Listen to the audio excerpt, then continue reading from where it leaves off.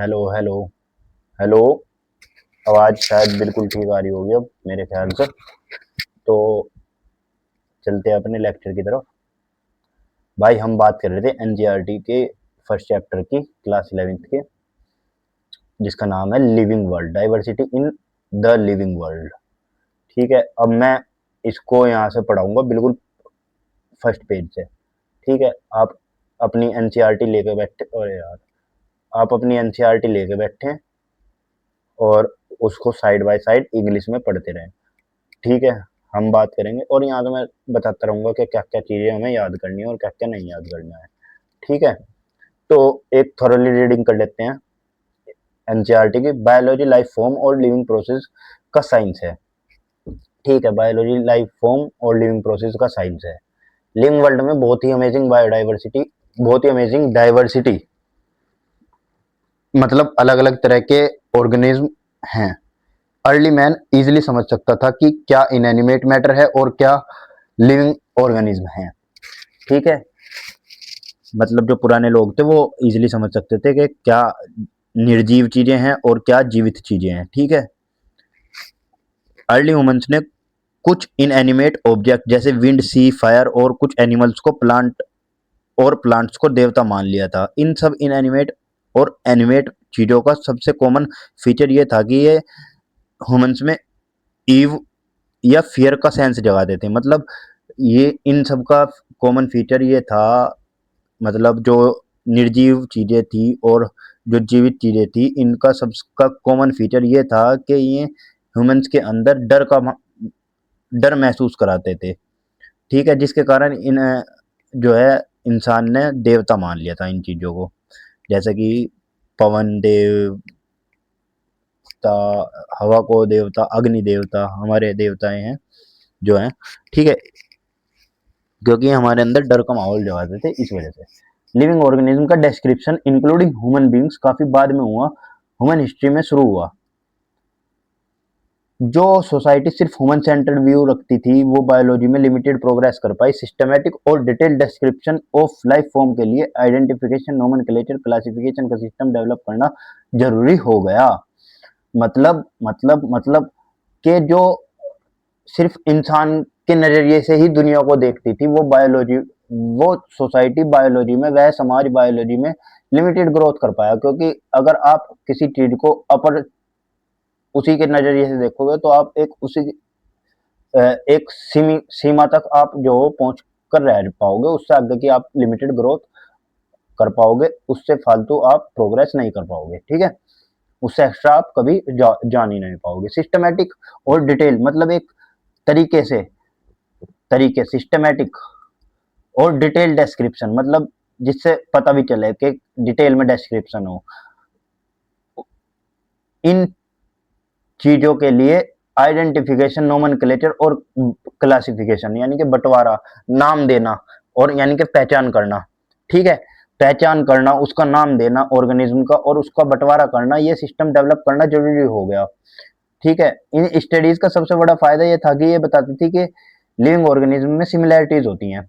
मतलब living organism में similarities होती हैं, हॉरिजॉन्टल सिमिलैरिटीज भी होती है और वर्टिकल सिमिलैरिटीज भी होती हैं। हॉरिजॉन्टल सिमिलैरिटीज सेम टाइम में सिमिलर ऑर्गेनिज्म एग्जिस्ट करते हैं और वर्टिकल सिमिलैरिटीज ऑर्गेनिज्म एक दूसरे से इवॉल्व होकर रिलेटेड हैं। जैसे कि सेम टाइम में हॉरिजॉन्टल सिमिलैरिटीज का एग्जांपल जैसे कि डॉग्स और ह्यूमन एक ही टाइम पे धरती पे है ना, और एग्जिस्ट करते हैं। ठीक है, ऑर्गेनिज्म एक दूसरे से इवॉल्व होकर, जैसे कि फिश से बने हुए हैं हम एक टाइम पे, तो ये सब जो है ये रेवोल्यूशन कि प्रेजेंट डे ऑर्गेनिज्म और अर्थ पे पहले जो ऑर्गेनिज्म रहे वो सब कनेक्टेड हैं।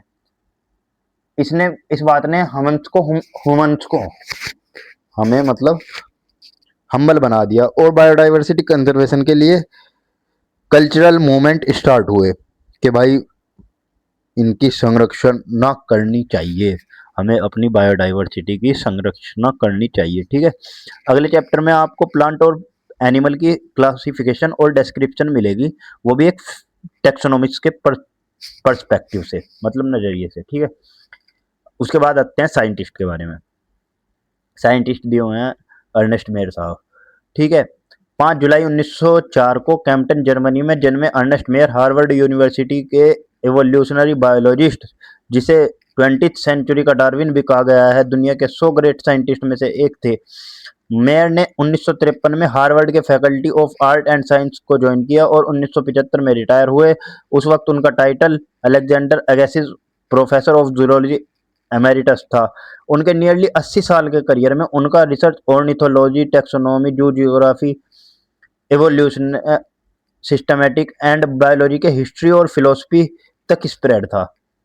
ठीक है, उन्होंने लगभग सिंगल हैंडेडली स्पीसीज डाइवर्सिटी के ओरिजिन और इवोल्यूशनरी बायोलॉजी का सेंट्रल क्वेश्चन बना दिया। स्पीसीज डाइवर्सिटी के ओरिजिन को, मतलब स्पीसीज डाइवर्सिटी के ओरिजिन को इवोल्यूशनरी बायोलॉजी का सेंट्रल क्वेश्चन बना दिया कि जो है इवोल्यूशनरी जो बायोलॉजी होती है, जैसे कि एक चीज से दूसरी चीज का बनना, जैसे कि फिश से रेप्टाइल्स, रेप्टाइल्स से मैमल्स, है ना, उस चीज, उस बायोलॉजी को, जो वो बायोलॉजी होती है जो डार्विन वाली बायोलॉजी होती है, इन शॉर्ट में कहूँ तो अ, उस बायोलॉजी का सेंट्रल क्वेश्चन स्पीसीज डाइवर्सिटी को बना दिया कि स्पीसीज में जो है अलग अलग विभिन्न भिन्न भिन्न प्रकार के जो है डाइवर्सिटी कैसे पाई जा रही है। इस बात को उन्होंने सिंगल हैंडेडली इवोल्यूशनरी बायोलॉजी का सेंट्रल क्वेश्चन बना दिया। उन्होंने बायोलॉजिकल स्पीसीज के आज के एक्सेप्टेड डेफिनेशन का पायनियर काम किया। पायनियर मतलब सबसे पहले काम किया। ठीक है, मेयर को बायोलॉजी के ट्रिपल क्राउन के रूप में जाने जाने वाले 3 अवार्ड मिले। Balzan prize, international prize of for biology in 1994, Crafoord prize in 1999। Ernst Mayr का देहांत 2004 में हुआ जबकि उनकी उम्र 100 साल थी। ठीक है, अब इस पैराग्राफ में, साइंटिस्ट वाले पैराग्राफ में देखो, याद क्या करना है कि भाई सबसे जरूरी चीज कि अर्नेस्ट मेयर साहब ने किस चीज पे काम किया। तो उन्होंने किया जीटोज पे काम। मैं आपको शॉर्ट में बता देता हूँ, ये लिखा हुआ है ना, जीटोज। जीटोज पे काम किया। क्या? जू जियोग्राफी पे, ये रहा, जू जियोग्राफी पे, टेक्सोनोमी पे, इवोल्यूशनरी बायोलॉजी पे, ऑर्निथोलॉजी पे, और सिस्टमैटिक और बायोलॉजी हिस्ट्री। और ऐसे एक चीज और ध्यान रखना, ऐसे उन्होंने स्पीसीज की पायोनियर डेफिनेशन सबसे पहले दी। ठीक है, उसके बाद उनकी लाइफ साइकिल, 100 में से एक ग्रेट साइंटिस्ट जो कि 100 साल तक जिए। ठीक है, 100 में से एक ग्रेट साइंटिस्ट जो कि 100 साल तक जिए, कितनी बढ़िया बात। उनका टाइटल आपको याद रखना है, Alexander professor of zoology emeritus था। ठीक है, और जर्मनी के थे, बायोलॉजिस्ट थे, हिस्ट्री पे भी काम किया, बायोलॉजी की हिस्ट्री जो थी उस पे भी काम किया। ठीक है, बायोलॉजी की हिस्ट्री और फिलोसफी तक स्प्रेड था। ठीक है, ये चीजें आपको याद रखनी। जीटोज याद रखना, इससे काफी चीजें याद रहेंगी। जीटोज, zoo geography, evolutionary, taxonomy, ornithology, systematics और स्पीसीज। ठीक है, 100 में से एक ग्रेट साइंटिस्ट जिनकी उम्र 100 साल तक थी। और आपको ईयर अगर याद रखने हैं तो ये भी आप याद रख सकते हो, ईयर। ठीक है, और इन्हें ट्रिपल क्राउन ऑफ बायोलॉजी, ये लिखा हुआ, ट्रिपल क्राउन ऑफ बायोलॉजी मिला हुआ था। क्रैफ क्या था? सीबीआई भी कह सकते हो शॉर्ट में। ट्रिपल क्राउन को सीबीआई, क्रैफोर्ड, बाल्जन और इंटरनेशनल प्राइज। ठीक है, पर आई होप इतनी बात याद होगी। उसके बाद हम चैप्टर शुरू करेंगे नेक्स्ट वीडियो में, है ना।